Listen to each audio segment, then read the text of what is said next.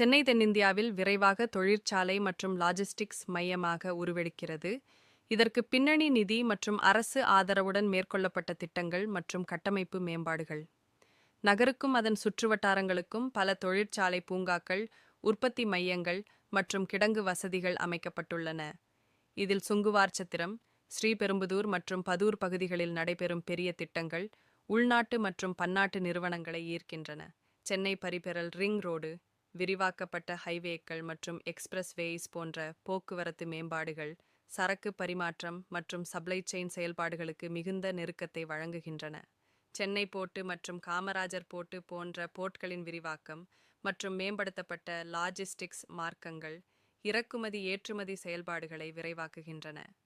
இந்த வளர்ச்சிகள் உற்பத்தி, லாஜிஸ்டிக்ஸ் மற்றும் துணை சேவை துறைகளில் வேலைவாய்ப்புகளை உருவாக்குவதோடு சுற்றுவட்டாரங்களில் மட்டுமல்லாமல் ரியல் எஸ்டேட் வளர்ச்சிக்கும் பெரும் ஊக்கத்தை அளித்து சென்னை தென்னிந்தியாவின் தொழிற்சாலை விரிவாக்கத்திற்கு முக்கியமான மையமாக மாறியுள்ளது.